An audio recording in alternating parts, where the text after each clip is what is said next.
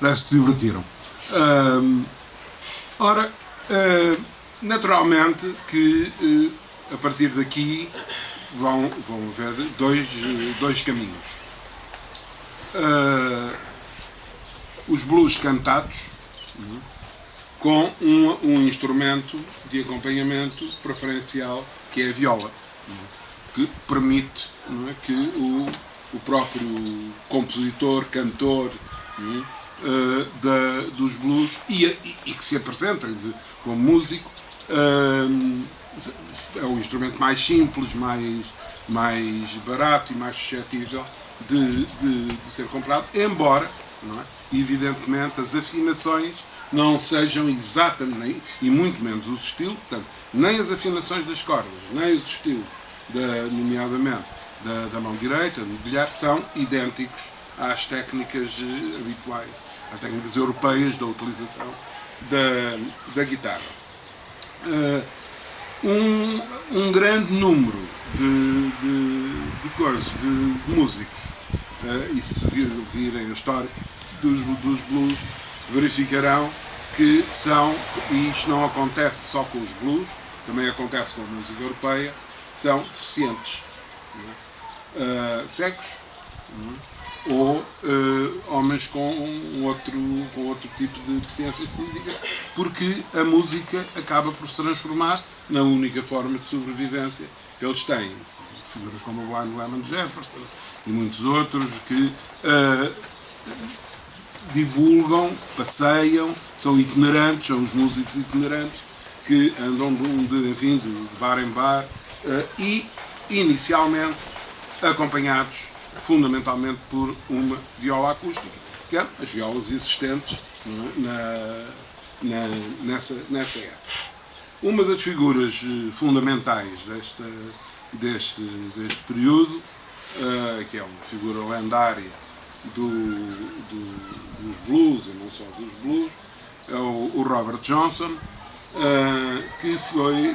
sobre o qual existem, aliás, uma série de lendas, porque, digamos, a influência evangélica junto destas populações não fez abandonar completamente as tradições religiosas africanas.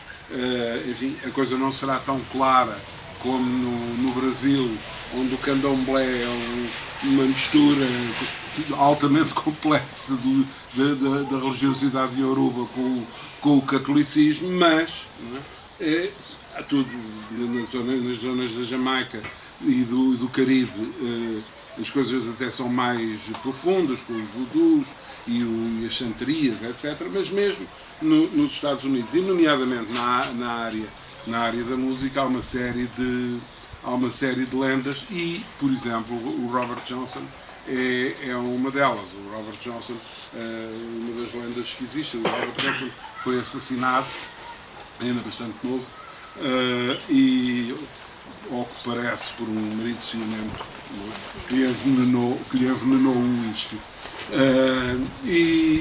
E há uma das lendas, há aliás, inclusivamente, um filme que se chama exatamente Crossroads, sobre isso, que é a lenda de que há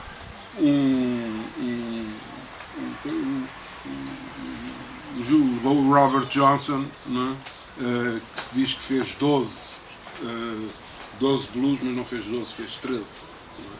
E então há, digamos, a lenda do encontrar o 13º blues do Robert Johnson.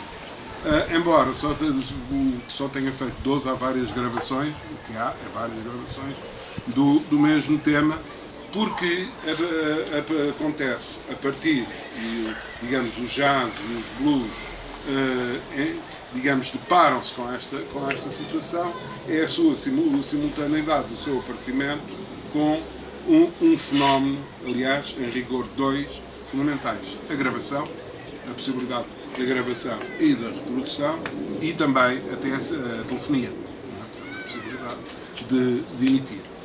Notem que, só um pequeno parênteses, isto não é verdade em relação só aos blues, é verdade em relação a tudo que diz respeito à música. Há um texto particularmente importante de um teórico, é o Walter Benjamin, que é um texto clássico que fala na obra de arte na época da sua reprodutibilidade mecânica, mas que é muito virado fundamentalmente para as artes plásticas, portanto, para a transformação que é introduzida a partir da existência da impressão e dos offsets, etc., de alturas tantas poder haver uma Mona Lisa que está no Louvre, não é? E é a única poder estar num calendário numa garagem. De uma forma geral, os calendários das garagens não são Mona Lisas que estão. Sim, julgo que me fiz entender. E a diferença que isso introduziu na obra de arte e na vivência da obra de arte. Mas se isto é verdade em relação às artes plásticas, notem que é muito mais verdade em relação à música. Porque a música, até à gravação e até à transmissão, era um momento. Era uma vibração de ar. Ouvia-se naquele momento, acabou. Não é? Ou se estava lá, ou não se estava. Não é? Nunca nenhum cantor, nem nenhum músico se ouviu a si próprio. Não é? O resultado daquilo que fez. Não é? Os próprios compositores, por exemplo, ao nível da orquestra, não é?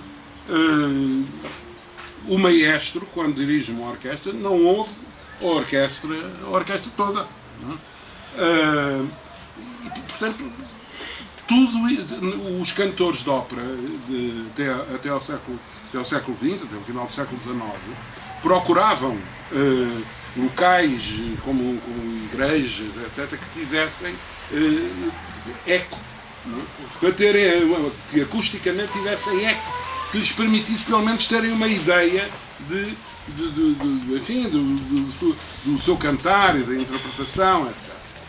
Ora, isto alterou completamente a situação.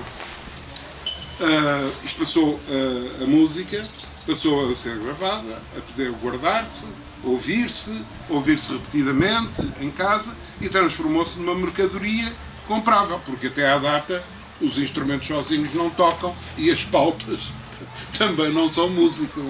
Pode pôr uma pauta ao pé da orelha que a pauta em si não toca. Isto é uma situação que é completamente simultânea com a esmagadora maioria das expressões musicais de música popular urbana do século XX. Há sempre uma certa tendência para tentar encontrar ancestralidades para muitas expressões, nomeadamente de caráter musical. Evidentemente que as influências existem sempre, já havia música antes dela ser gravada, não é? Mas a partir da altura que ela se grava, é evidente que se verifica uma modificação. Nos Estados Unidos, no quadro ainda uma fortíssima segregação racial, não é? A indústria nascente, já dinâmica, indústria discográfica, percebeu, não é, que o mercado afro-americano, não é, embora segregado, era um mercado do ponto de vista económico importante. Não é, por duas ordens de razões. Não é? Por um lado, porque tinham uma música própria. Não é? Por outro lado, porque essa música até tinha para eles uma importância muitíssimo grande. Não é? De certa forma, até se podia dizer, não é, que, comparativamente, não é, era mais importante, não é, para a população afro-americana a sua música do que era para a população branca. De onde o aparecimento de um mercado bastante dinâmico de produção de discos de músicos afro-americanos, que tinham ainda a vantagem para as editoras de serem explorados miseravelmente. Quais direitos, enfim, quer dizer, era gravar, era meter num quarto de uma pensão, não é? De uma forma geral, nomeadamente se era um cantor de blues, alugava-se um quarto de uma pensão ele tocava num canto do quarto para que o canto, não é, servisse como caixa de gravação, gravava-se depois, estavam lá $5, tchau, bye bye, e depois edita-se o disco, um disco que tem inclusivamente uma designação que são os discos de race music, ou seja, eram os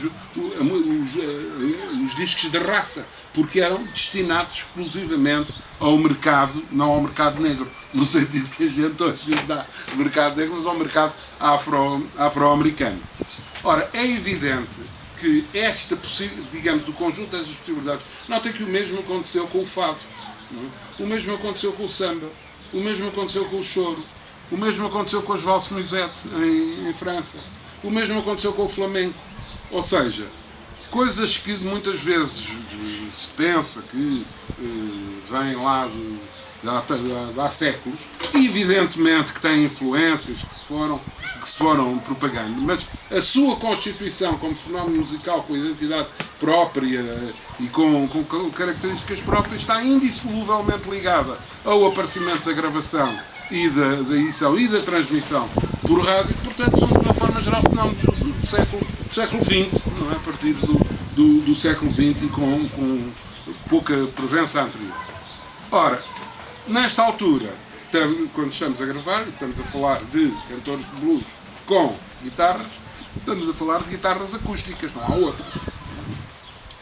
Dois tipos de guitarras, ou guitarras acústicas com cordas de metal, ou, na altura ainda não havia nylon, mas podiam-se fazer de cordas triplas, que alguns utilizavam. Mas, de uma forma geral, nesta altura, utilizam-se cordas de metal. Notem que o facto de utilizar cordas de metal,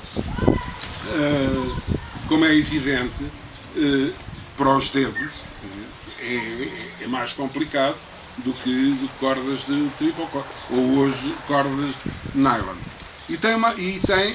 Introduz um estilo completamente diferente. É que para a mão esquerda é preciso, digamos, ter a mão muito mais calejada para calcar a corda de metal do que uma corda de metal. E para a mão direita é preciso ter unhas muito sólidas, não é? Ou ter unhas, como por exemplo os nossos guitarristas de guitarra portugueses também usam, que é uma unha falsa, digamos assim, que se introduz no dedo, não é? Ou então uma pequena palheta, que se chama um plectrum, com que se toca a corda, e que são estilos, não é? Completamente diferentes de tocar a guitarra. Enquanto, por exemplo, a guitarra